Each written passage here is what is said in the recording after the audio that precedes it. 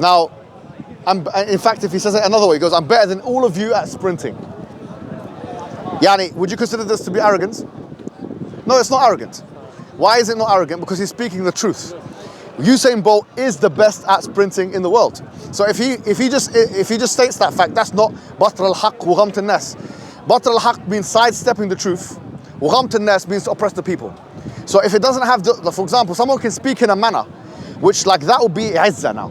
If Usain Bolt is being challenged on his credentials and says, look, I'm sorry to say, but I'm the fastest sprinter in the world. That's not arrogance, because all he's doing now is affirming the truth.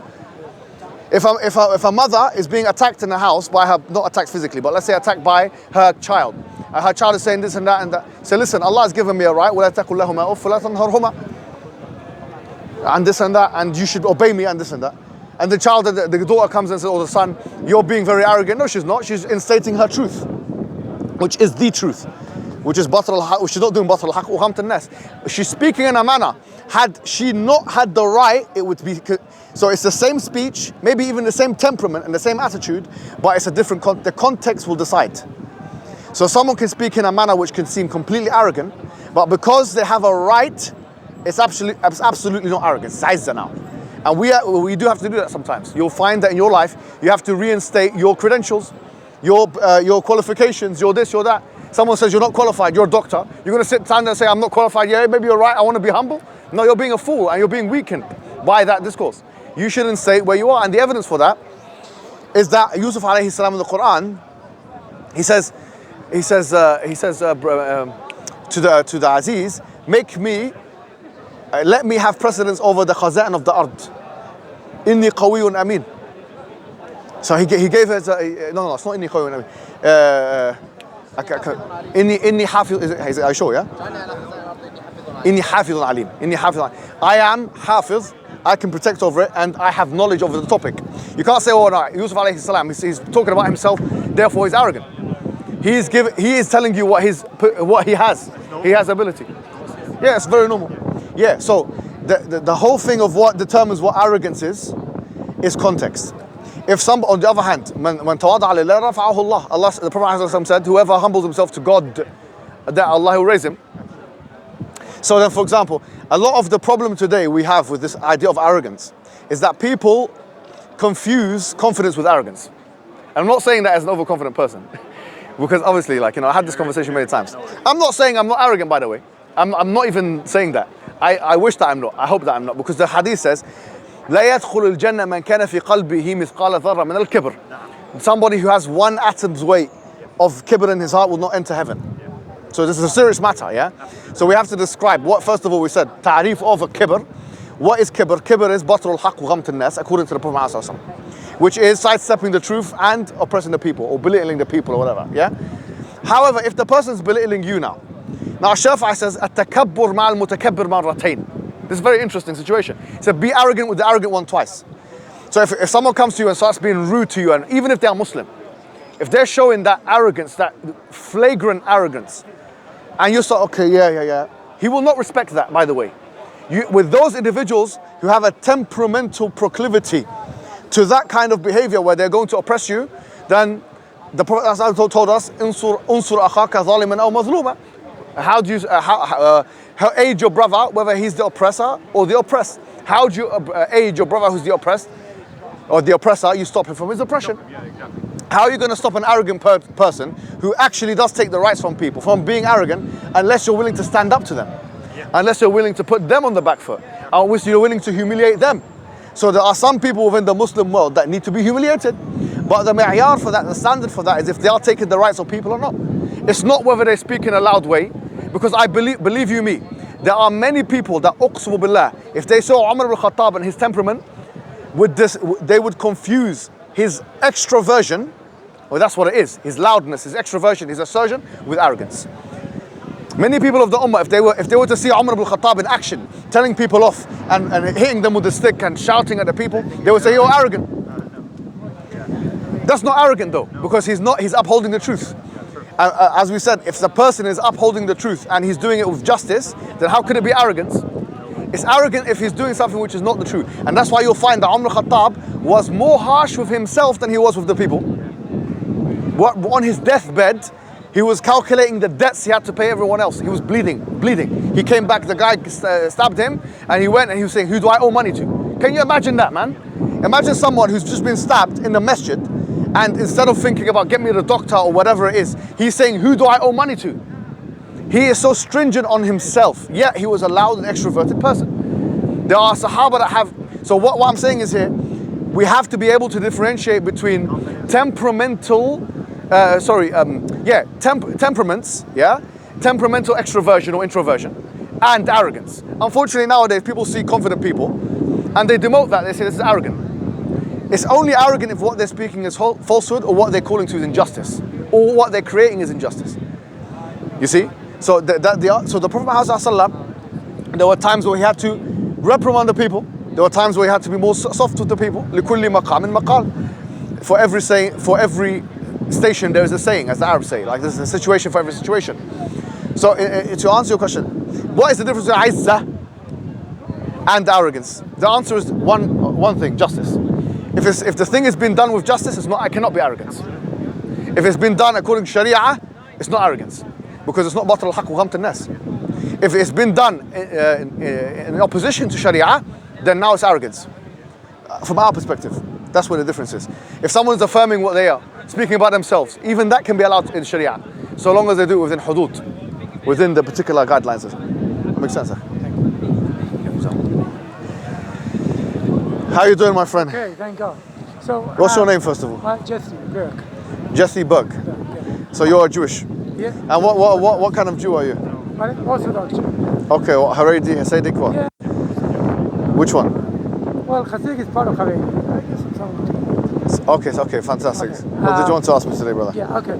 So first of all, before you were talking about, I don't know, gender issue, you talking about LGBTQ, I don't know what, you talk about gender I didn't speak about that today, but yeah, okay. I have in the past. But you were saying about someone who left Islam and was born, and that's really bad. You actually said the worst people in the world. I'm wondering, worst murderers and rapists. How bad is it? But I was wondering well, it's as bad as it is in Deuteronomy, which also talks about an apostate in your book, right? Let's be clear. That it talks about the apostate, you can kill them in the house. Just as bad. Yeah, so it's just as bad. So we both, on the same page. So I'm wondering, and I asked my fellow Christian dad, and I asked plenty of Jews that and many others, is there room for a person to be a good person and find a path to God that's not yours? No. Not through Muhammad, peace be upon him. It's a good question. And why? Look, the Quran clearly says, Inna dina inda Allahi al-Islam. The only acceptable religion to Allah is Islam. Okay? Allah has created the human being. You believe that, I believe that. Allah has created the human being, and He has made that human being free-willed. In other words, this human being has a choice between good and evil. That's our belief. Although there are some who believe in predetermination. We believe in predetermination, but we have a compatibilistic position, which is, as you know, both godly determinism and human free will. They coalesce in a certain manner, okay? So we believe in the idea of human free will. Now what I'm saying is, human being has a decision to make. The Quran says clearly that وَمَا كُنَّا مُعَذِّبِينَ حَتَّى نَبْعَثَ رَسُولًا. We're not going to punish anyone except if we send them a prophet or a messenger. This is chapter 17, verse number 15. So Islam has created the human being on something called the predestination, the predisposition. This predisposition is a proclivity, an inclination, a receptivity to believing in God. You are already born like that. The Quran is called dhikr, which means a remembrance, okay? So what it is that the Quranic story is this. You are born believing in God, and then the Quran has come to remind you of your beginnings. Similar to a child who has been departed from his parents, for example. And in fact, Ibn Taymiyyah, one of our scholars, he gives this very example. He says the fitrah, or the innate predisposition, is like a child sucking on the breast of the mother. It's something which comes naturally, yeah? It's not something which is even rational from that. It's ultra rational. You don't even need to have an argument in place. It's something like when you put your hand on a fire, that reaction, that carnal, visceral, human reaction is the same kind of reaction, that level of instinct that you believe in God. Now, having said that now, if a human being does not believe in Islam, and has never been exposed to it, we don't say that this person will perish and ever have an eternity of punishment. What's going to happen to them? I've never heard of it. Yeah, so some scholars say that in the Day of Judgment they will be given an independent test. In fact, there's a hadith to that effect, okay? They'll be given an independent test on the Day of Judgment. Wait, between Mountain Olives and between Mountain Olives and Temple Mount? No, it doesn't say this in the hadith, I don't think so, unless you know a hadith, I don't. But no, yeah, so they'll be given an independent test on the Day of Judgment. But the point is that what is that this process of a human being listening to the Quran, being reminded of his purpose, is referred to in the Quran as nur ala nur. Nur is basically light upon light. You have the light of the fitrah, the light of the human inclination to believing in God, and then you have the light of revelation, and then they intermingle in a most delicate and precise of ways. But you do agree that there are two different things. If you talk about inclination to God, I hear. Inclination to, I don't know, pray exactly 5 times a day, or say exactly the words La ilaha illallah Muhammad Rasulullah, or whatever. Yeah. That's not something someone's born with. I agree right? that. Yeah, exactly. He has to hear it from someone. Absolutely. So what we distinguish between is the theoretical Islam, praying 5 times a day, even who the Prophet Muhammad was. The character of Prophet Muhammad, we don't claim that someone is born believing in this stuff. Where our claim is only one, which is that someone is born believing in submission to God. Now, Islam can exist without the Prophet Muhammad, and it had existed. I mean, when the Prophet Muhammad didn't exist, you had Moses, you had Jesus, you had Abraham, you had Noah, you had prophets that came before. And Islam at that time was not about following the Prophet, it was about following those prophets. But you can't be a Muslim today, since 1400, without believing Muhammad, right? Okay, you can't be a Christian. I understand. But just your point was, when we say Islam, we're not saying anyone is born believing the 5 pillars of Islam. That's not our claim at all. Yeah, Islam is Istislam, which is the idea of submission. By the way, talk about the 5 pillars, right? Okay. A righteous Christian, Hindu, I don't know what. Salah, he prays. Sadaqah, okay, he gives charity. He basically does it, but not in the Islam way. You don't accept it, right? You won't consider that following. He has to do it in your way. That's the only path for salvation to God. What was your name again, bro? Jesse. Jesse, let me tell you something which I think you already know. Maybe you're advocating a universal perennial position of Judaism, which, by the way, most Hasidics don't agree with. Okay. But let's just True. Yeah. I agree with and in fact, the 95%. But let me just include. I'm representing myself. Okay, no problem. But what I want to say is that every ideology, by its nature, is a refutation of another ideology. In other words, every ideology claims the truth another ideology doesn't have. So clearly, if Judaism is any different from Christianity and Christianity is any different from Islam, then there are some refutational aspects of Judaism which can be extrapolated, which would go against the nature of Christianity or Islam and vice versa. Meaning this idea that we believe in one truth, which is sent by God, is not something remarkable or exceptional about the Islamic discourse. Think about it clearly. Any ideology, in order for it to be thusly understood as a demarcated ideology, distinguishable from other ideologies, must have aspects of it which are differentiated from other ideologies. In practice, for sure. In theory as well. Well, what, we go to masjid, I go to synagogue, or church, or temple. For sure. What exactly? Not in theory. In theory. Well, but see, the theory doesn't have to. Look, the Sharia, right? You have the 4 schools, right? Right? You can choose. Okay. Right? Yeah. And they're all okay in your eyes. Yeah. Am I right? Mm-hmm. Okay. So here's 4 distinguished schools, differentiate, but each one for you is a path to Allah. Okay? I don't know if you'll include the Shia thing, but no, inside the Sunni. Okay. Right. So you do have that. I'm just stretching it further and saying there could be ways to Allah that maybe go differently. I understand what you're saying, but can I retort? What I was going to say is that all 4 schools of thought are operating on the same basic premise, which is that we want to believe in God and the Messenger and follow the Messenger. Okay? Now, just to let you know, it's a bit complicated, but I might as well just mention it. Yeah.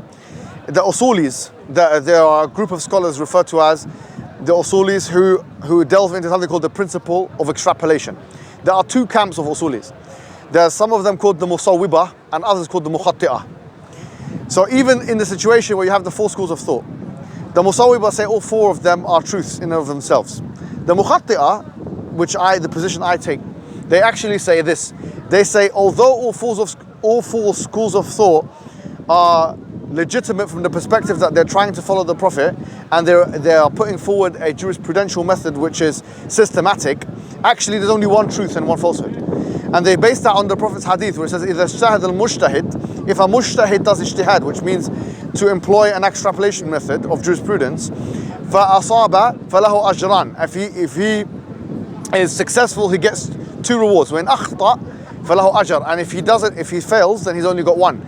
Now the point is the hadith is clear that you can make a khata, or you can err on the side of falsehood. Still, because you're operating within the paradigm of Islam, you'll be given a reward. The point is, if you're not operating within the paradigm of Islam, or the idea that the Quran and Sunnah are the major primary sources, then you'll be disqualified from that.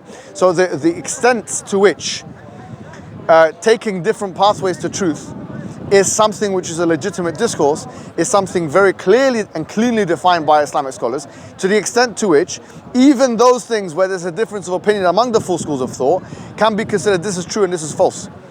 So in other words, if I'm a Hanbali and I say, look, you know what so if I follow the Hanbali school of thought, I follow it for convenience purpose.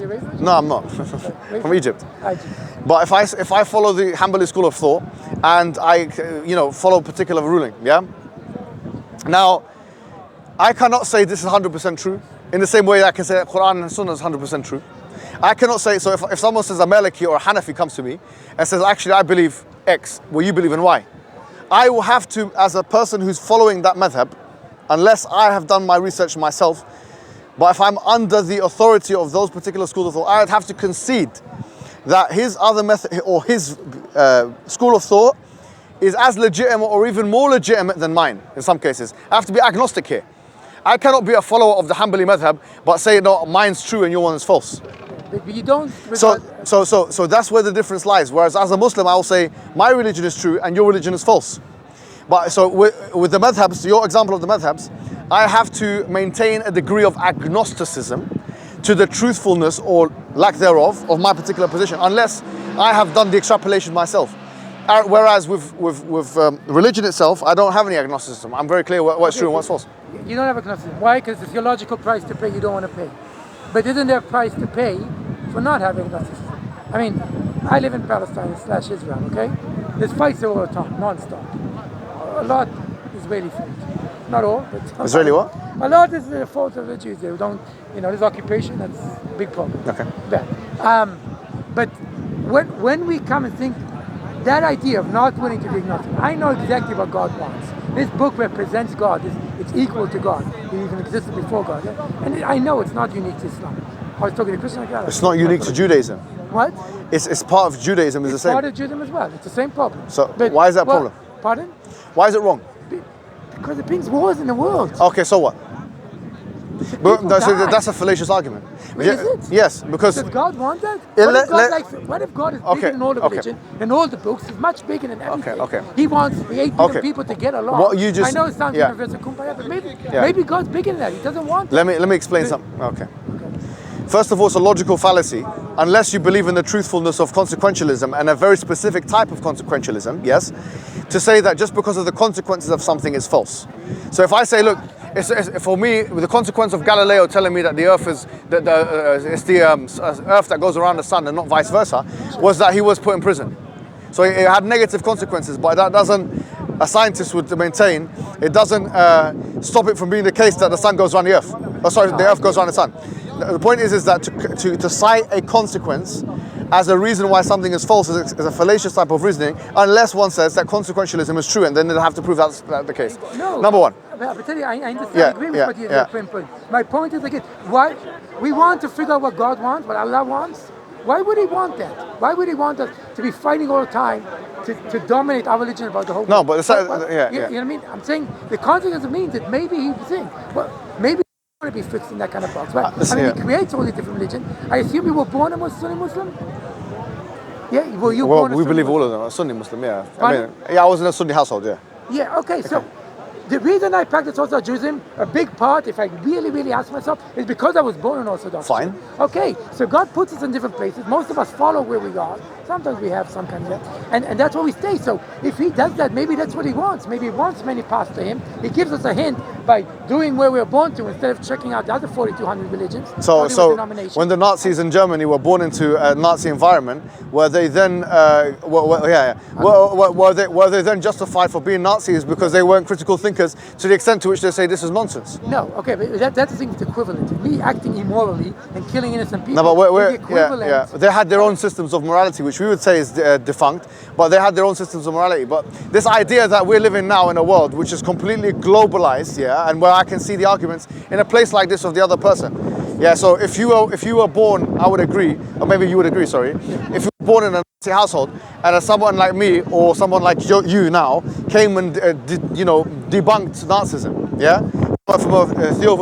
from a political philosophical perspective, would it still be legitimate for that person to maintain their Nazism despite the fact that it's been debunked intellectually? Well, it depends what you mean Nazism. If you mean catching Jews on the street and beating them up to death, then no. No, how about anti-Semitic sentiments without violence? Well, I don't think racism is good. Look, I can tell you for myself, I wouldn't be a Nazi. I'm asking. I was born an Israeli Jew. No, I know Everyone that. in my Forget you. and I'm pro-Palestinian. I understand. So I know that I don't follow just. I'm not saying that. I'm talking about practice. No, but no. Please let me come back to this. You are saying that if someone is born in a certain way. I'm saying if someone is born in a household of anti-Semitism where they are taught that Jews were subhuman, okay, and then they are confronted with facts and evidence, as I'm sure me and you would show them, that's wrong. Are they still justified in believing whatever they're justified, or is the truth so clear now that them believing this thing is morally repugnant? That's racism. Racism is wrong for itself, regardless of it. I'm not talking about. No. But why have you? Sorry. I said about practice. No. I talked about practice. But Jesse, you said. No, listen. Excuse me. You said that's racism. My point to you is that monotheism is even more clear than racism as being morally okay. Sorry, say that again. Okay. Monotheism. You see, you said that's racism, as if it should be known to all that racism is wrong. Okay, I'm saying to you that someone can be socialized so deeply into a racist environment that actually they genuinely believe that racism is true. Okay, I'm saying that if me and you were to argue against the racists and give them rational, scientific, sociological, anthropological, or whatever type of arguments to show them why their racism makes no sense, and they continue believing in anti-Semitism, they're still believing that Jews are subhuman or something like that, would you agree that they have no right to believe, or that they are morally unjustified in maintaining their stance? I think they're wrong. Great. Beautiful. By the way, Islamophobic is the same. No, but I'm just focusing on anti-Semitism. Okay. Fine. So let's say, you say that you think they're wrong. I'm saying to you is, the same exact line of reasoning is applicable to the religious discourse. I would say that if somebody who is a polytheist, an agnostic, an atheist, or a pantheist, or whatever other ist, after I have shown them, or anyone has shown them the truth through evidence and argumentation and through scripture, after I've shown them the truth, that I would say they're wrong, in the same way that you were so confident to say that the racist is wrong, I'm saying to you, in fact, I'll tell you something more deep. All of the neuroscientific information, the cognitive science evidence that we have, indicates, like I've mentioned many times before, the Justin Barrett thing, 2011 study and so on, Anthropological Society. Yes, sir. It indicates that you're born believing in God. I don't think there's any evidence to show that you are born being non-racist. I don't know if there is or there isn't. What I'm saying is, if you already have an impetus, a psychological impetus to be monotheistic or to believing in a higher power. Fine. I accept. But you have an impetus to believe in a higher power. Okay. Which is why Pew Research has shown that 90% of the population in America believing in a higher power, despite the fact that some of them are not religious. 90%. So that's great. Great. No, I'm saying that they are. I'm saying they have an impetus to believing in something, which is a higher power. So when I then reintroduce this idea of monotheism or higher power through a religious discourse, then there is more of a natural proclivity or incentive or an impetus, or to put it in Barrett's terms, an innate receptivity to accept such proposition. What I'm saying is racism doesn't fall the same. It has a lower epistemological and ontological bar, which means that if someone's born in a racist environment and you give them all the evidence of why racism is wrong, you let them sit with all the people of different races, and oh look, they're fighting each other. Let them fight. Let them fight.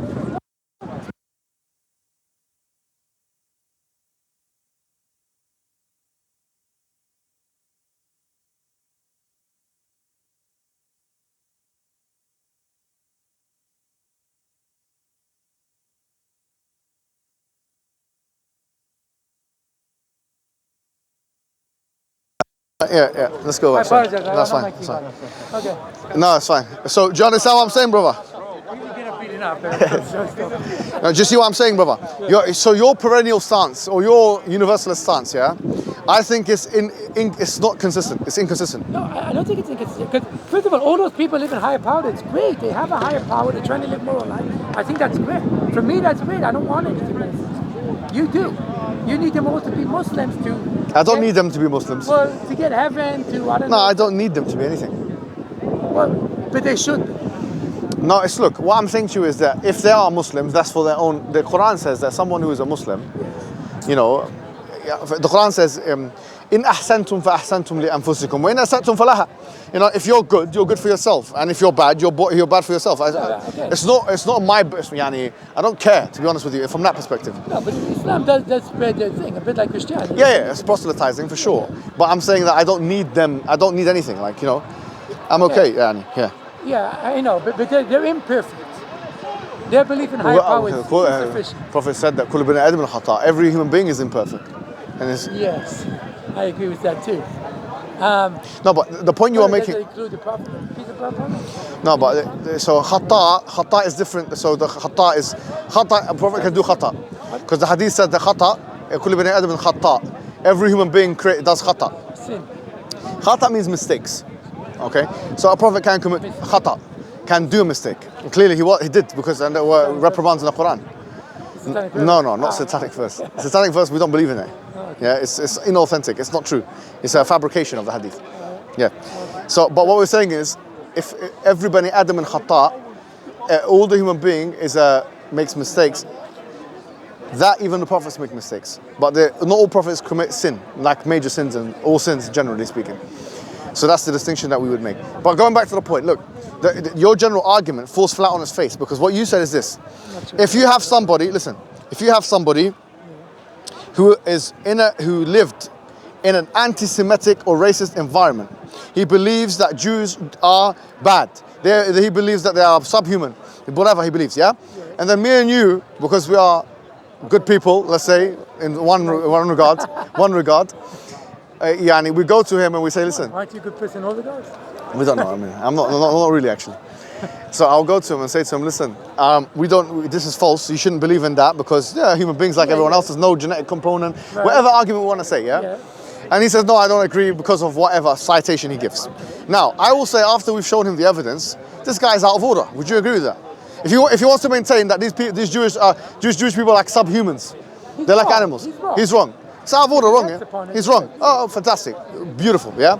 I'm saying, look, therefore, me and you have accepted that if one holds a position which they are shown contradictory evidence to, yeah, and they still maintain that position, that they're wrong.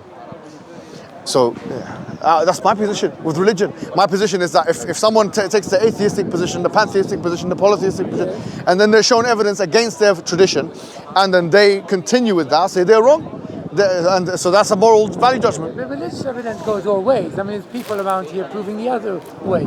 And really, in my view, the problem is because your eyes, so therefore, you're not allowed to point out mistakes. And the Bible also is. So no, in fact, the Quran says, go ahead and fight. It's followable like God himself. And I think even the prophets sort of like that. I don't know, maybe not. But certainly need it. And therefore, so I do take it literally. So what do you do? Okay, if the Quran says to do jihad, so I can use insha'Allah and say, okay, it means a theological jihad. And that's maybe good. I can be thing and don't have to fight. Is that the simple meaning of the Quran? I don't know. Now it's comforts I don't to get. say. Yeah, so you're saying the when obvious. I don't. Yeah. Pardon? I mean, so what? The point is, so what? So the prices to pay. No, you said that consequence. The price to pay to God. Assuming God wants human beings, He made us 8 billion people. He loves us. He wants us to prosper. He wants us to good. He doesn't want us to kill each other or necessarily hate each other. So when I take my religion fully and accept everything, I do literally that. I pay also the price there. It's the theological price. So I what? may So gain the fact that my religion is perfect so, and my text is perfect fine, and nothing yeah, wrong. everything. I understand that. I believe. But the price I pay Listen. is Everything in life. Everything, I believe, almost any decision you make in life has a trade-off. Yes. Whether it's a psychological trade-off, a physiological one, or an economic one, or otherwise. If you decide that you want to do anything, there's going to be consequences, positive, negative, whatever you like. It doesn't mean just because there are consequences, there's a price to pay, as you keep saying, that one should be stopped from doing things. Look, I told you, I live in Israel, Palestine, okay? Okay. Most of the Jews around here, certainly people look like me, okay? Believe Okay. the Jews was given the land to Israel by Okay. the Bible says, Yeah. yes, okay? Yeah. A lot of the Muslims there believe since Omar ibn Khattab came, basically it's a land, just like Spain and that. It's a land that you stay by things. Okay. This complicates things. So what? People are killed, children are killed in Gaza. What do you mean, so what? No. God wants that to happen? So But you, God wants so you okay. See, No, you've deflected the fact that children are killed in Gaza. Yes. But how is that connected to that we can believe in what we want to believe in, you can believe in whatever you believe, and it's different? How is that? How are the two things connected? Because the totality of my belief, that if, for instance, I believe the whole land is mine, there's no room for Jews there, and Jews believe the whole land is there, there's no really room. I don't think you're being fair here. With I don't think that's what's going on, by the way. I mean, part of what's going look. And I'm not saying There's no. I don't agree with this whole thing. This now you've shown your cards. So look, at the end of the day, yes, you have. This is not an equal situation. What's going on in Palestine? Okay, yeah, good. So this idea that this narrative that just because we believe in something different from, like I believe in something different from you. The question is not whether let's have uniformity of belief, or let's have plurality. I understand. But it's funny because you kind of went against Nazism. We said we were against it, but your proposition is that I'm against the occupation. No, but against the why is the only answer to how we should not be violent to each other as Muslims and Arabs or whatever it is and Jews? Why is the only answer that we have to start believing something different now religiously? I'm not I don't want you not to be a Muslim. No, I know, but you want me to believe in a specific. You want me to believe in a specific Islam, which places the eschaton as this place where everyone can enter it, and everyone can go to heaven. I think. Why is that the solution? Why is that solution? Why is that the solution?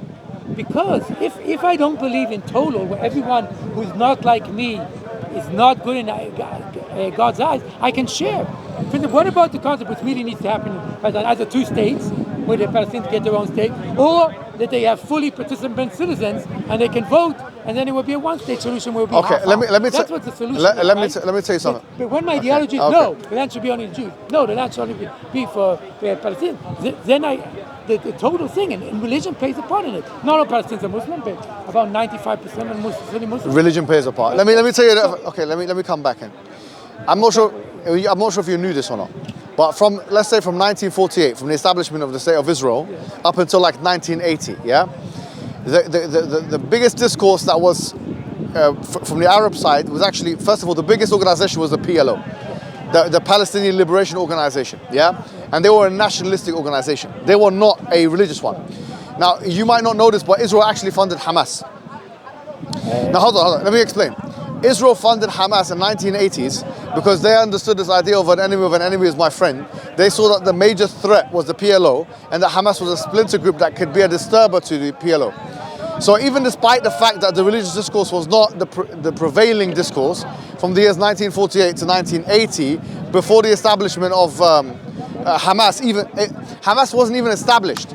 All right, so even before the establishment of Hamas, even though the main discourse was actually a nationalistic one, yes, Arafat and all that kind of stuff, they weren't putting the Islamic discourse as the main thing. It was for them a Palestinian struggle. Yes, Islam was there as a supporting argument, but it wasn't the main one. And what I'm saying, in that time, even then you had issues. So the assumption So let me finish. This assumption that if you remove religious belief that there's only one people that can go to heaven or something like that, or perennialism or universalism, it will lead to a better outcome in terms of casualty, deaths, and less wars, is one that's actually unsubstantiated in the literature, and in fact to the contrary. Because if you look at, this is a very basic argument, but if it was a lack of religiosity or religious exceptionalism, which actually produces what you say it produces, which is a lack of wars, then why is it the case that we find the biggest casualties in human history occur at the hands of people who don't even believe in religion?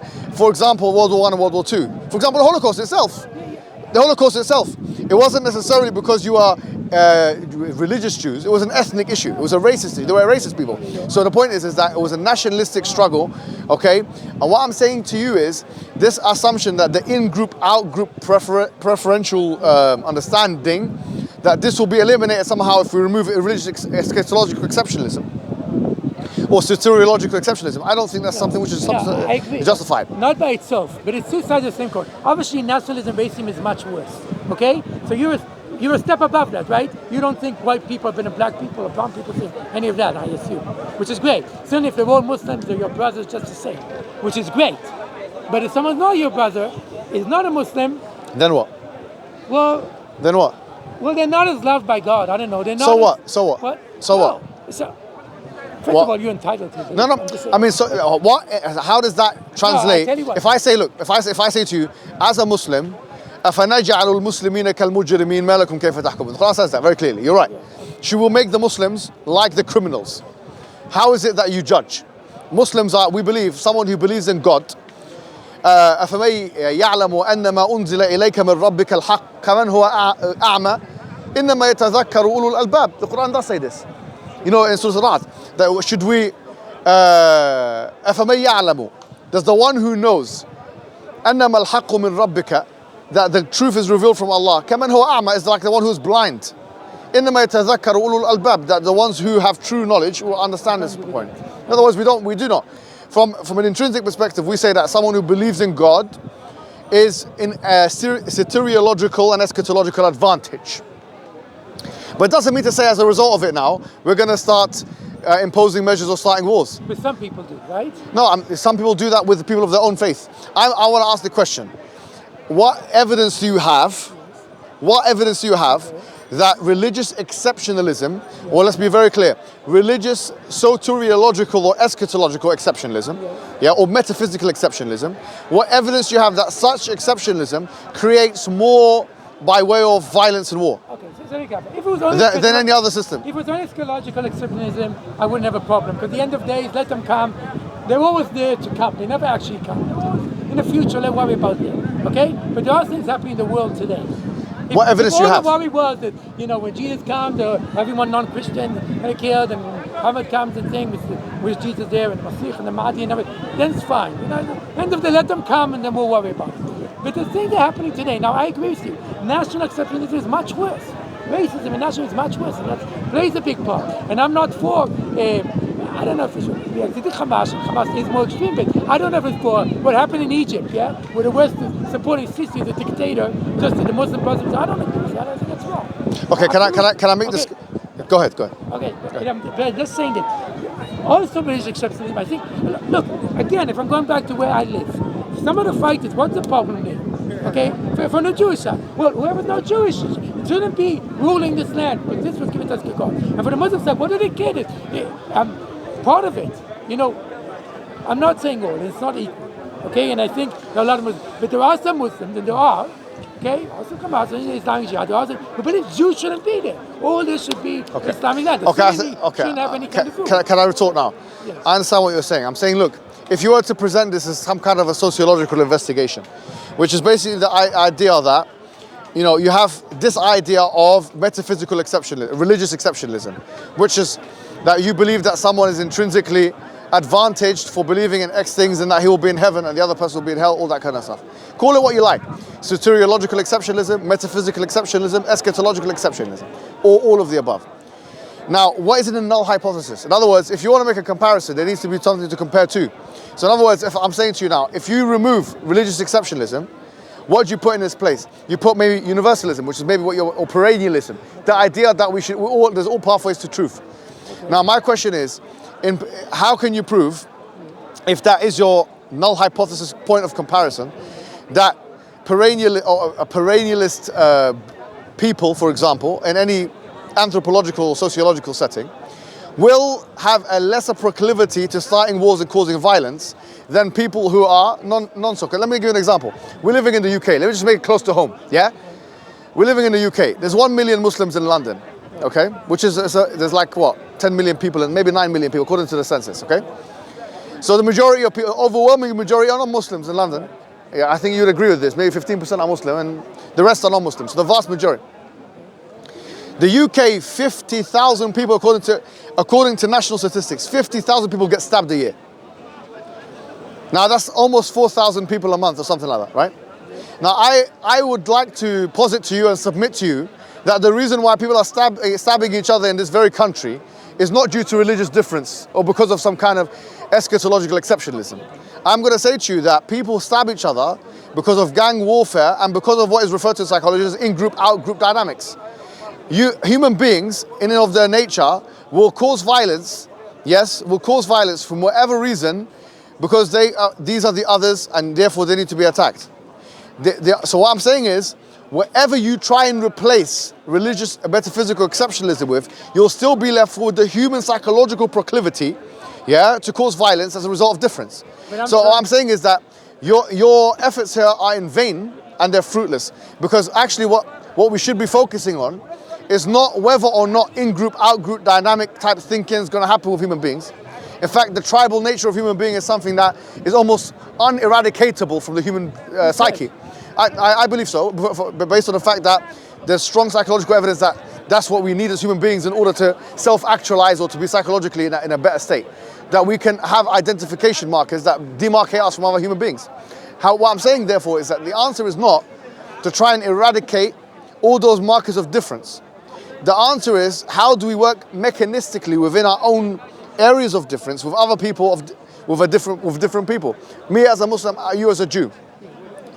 The answer is not like I have to believe that you're going to go to heaven, even if you don't believe in Prophet Muhammad.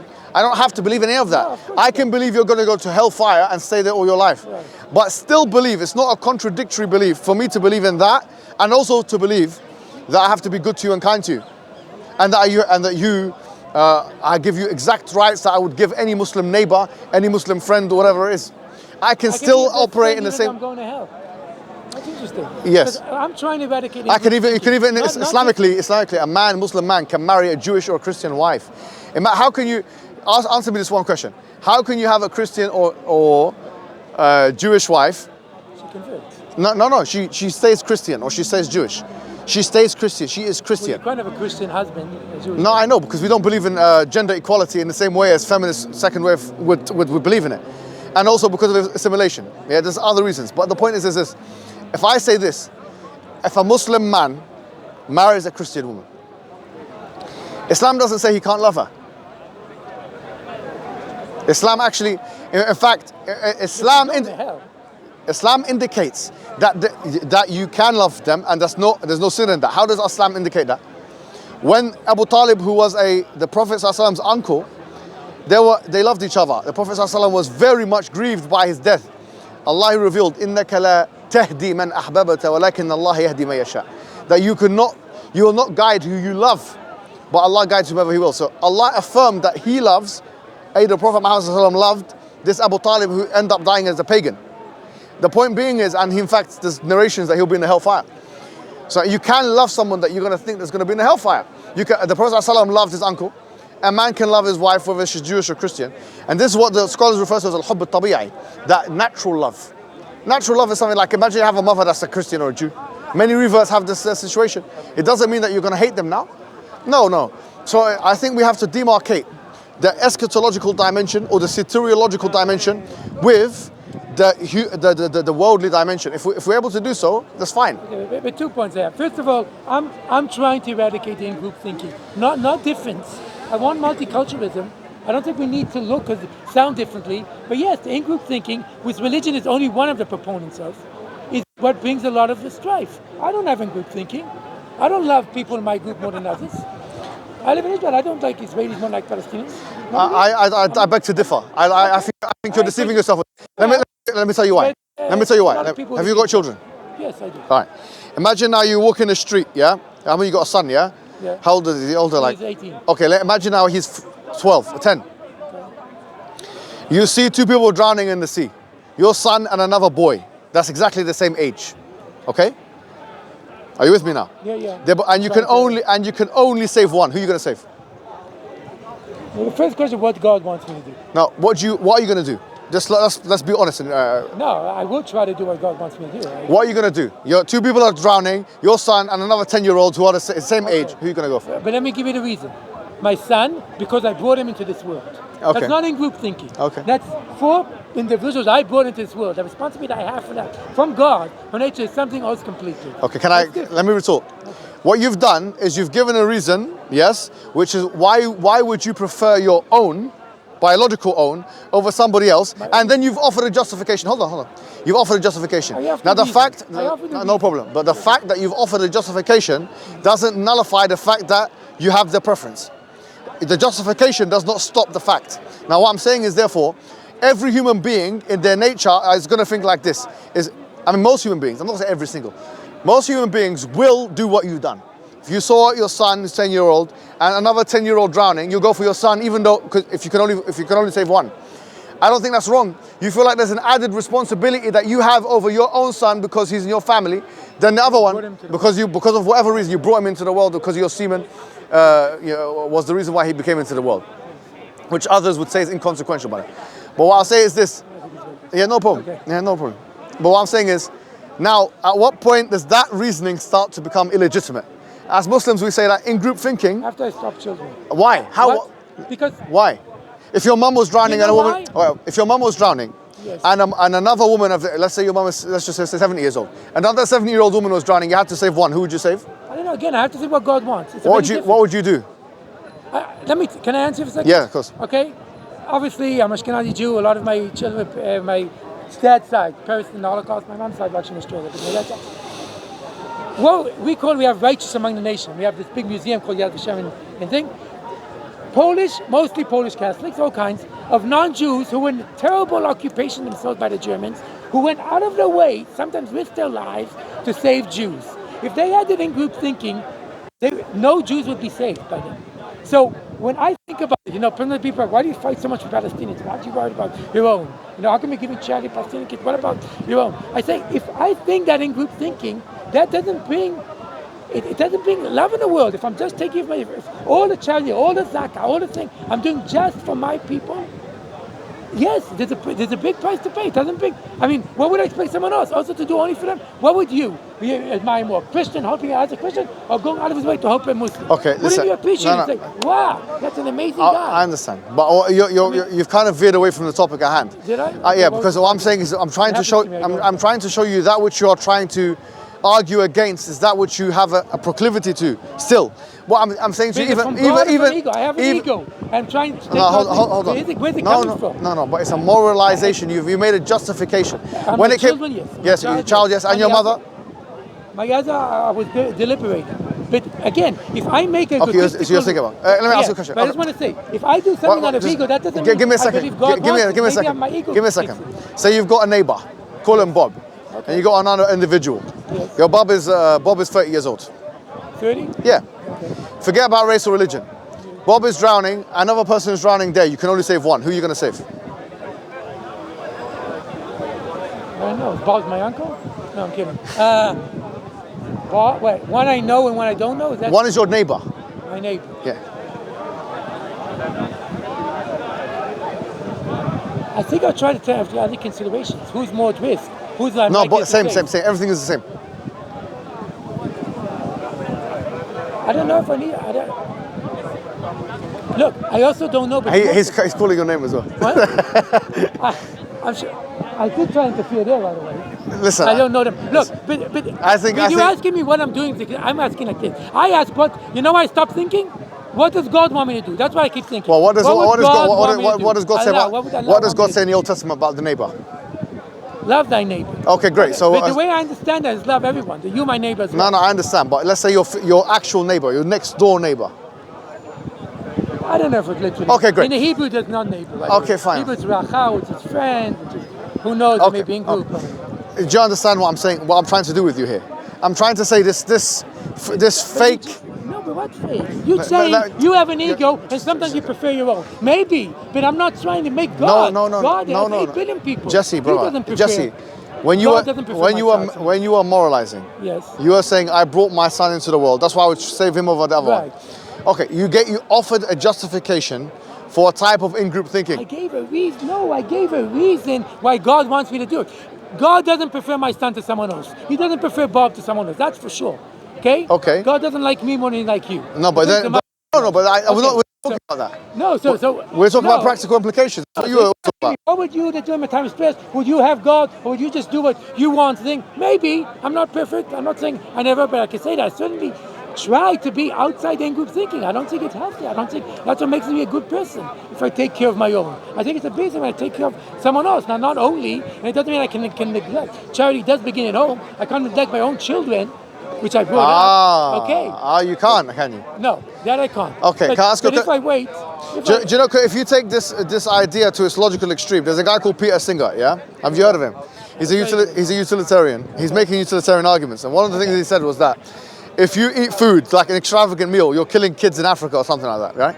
But if you think about it, that money could have been given, you see. That's a butterfly effect. No, hold on. Okay. If you think clearly about what he's saying, yeah? He's saying if you look at causes and effects, and if you look at the fact that you have this money, which could otherwise, there's an opportunity cost with the money, right? You have, let's say, £100. Do you go to a restaurant sometimes with your wife? I'm in a divorce. Yeah, I do go to a restaurant. Or the ex-wife? Did you used to go? Maybe that's why the divorce happened. Sorry to but let's say you go to a kosher restaurant with your wife, yeah? Or your ex-wife, whatever, or your new wife. Yeah, okay. Yeah? And you sit there and you eat some meats or whatever, yeah? Yeah. All right. Now, do you feel like you're killing people? Well, an animal was killed. No, not human beings, human. Humans? Yeah. No, I don't. Okay, because if you take it to its logical extreme, you are pleasing your ex-wife or whoever it is at the expense of money that could otherwise have been used for charity for Africa. And I'm not saying you're wrong for going to the restaurant, by the way. I'm just saying this idea of in-group, out-group, if you take it to its extreme, everything that you do will have an opportunity cost. And if we consider, that's why in Islam, let me tell you, in Islam we have very clear guidelines of who we give money to, who we befriend, how we befriend them, all these kind of things. In terms of charity, for example, so ibda biman ta'ul. Start with those who are closest to you. Actually, if you have people in your family who need... If you start with someone close to you, you'll never get to me. I'm too far. Is that right? We have the same thing, by the way, in the Talmud. Okay? The city... No, but have you ever... There's always people around Jesse, have you ever thought guilty or as if you were doing something immoral by eating food and paying money in a restaurant that could have otherwise been given to kids in Africa? No, because... Great. Why not? Well, yeah, first of all, religion do put things. In other words, you can give it a tenth to a fifth. You don't give all your money away because you're stuck there. No, I'm not. I mean, on your view, which is not religious anyway. Okay, so go ahead. Look, first of all, because I'm only one messenger of God, one of 8 billion. I can't save the whole world, okay? I come here, fly in, think I'm going to save the world. I can't. I can a few things, maybe change one mind. Usually not, okay? So, never convince my own children. The point is that, I'm not going to save the whole world, okay? And yeah, you know, when you're young, American, I say the children in India finish your food because children in India are starving. Okay, but if you finish your food, they won't be starving. So I can try and help. I'm not going to save the whole world. It doesn't mean I don't do anything. I don't know what the problem is. Why do I have to? Do you disagree that? By the way, you're saying because I can't save the whole world, so I shouldn't try to do anything. All I'm saying is this: your idealistic idea of in-group, out-group preference, which you're trying to eradicate, in reality you don't live by that. Because if you did live by that, you would have saved the other Kai, you would have tossed the... If I don't live by that, maybe maybe I'm not doing what No, bro. Okay. No, listen. You said if there were 2 boys that were drowning in the sea, you drown and you had only the ceteris paribus, everything was the same, except for the fact that you could only save one of them. You'd save your son over the other one because you brought him into the world. I'm saying that that's an in-group type of mentality. You put your family before the collective will of all humanity. But God Now, let gave me me finish. this Let me finish. Now, number one. Number two, you've given it a justification. Now I'm saying that Don't say too gave much. it a We're going. reason. Are you coming? yeah, we're done now. gotta go. All right, brother. Thank you. okay. By the way, just a question. Yes. Do you disagree with the fact that Jews are the chosen people? Shalom. Pardon? Do you disagree with that? Yes, there's no chosen people. All right, so you reject your Old Testament. Pardon? You reject it. There was a holocaust of people being the chosen people, and they tried to eradicate mine. No, there's no people of innocence. No. So you reject I an reject that aspect. You're an apostate. I keep it. I To don't know Judaism. apostate. I keep my religion pretty strict. All right. I don't thanks. accept Not the look of it. things Take care, my friend. Yeah. So, Can I have a photograph of both of you, please? Thank you, gentlemen. Love, they're saying big up street, mate. Don't make a thumbnail saying troublemakers. thank you. Big man, take this. Brothers, can someone do the honors and give this to the whoever it belongs to? Thanks a lot, brother. I'll hold them. Yeah. You look like a basketball kid. Jordan shoes, the Jordan jersey.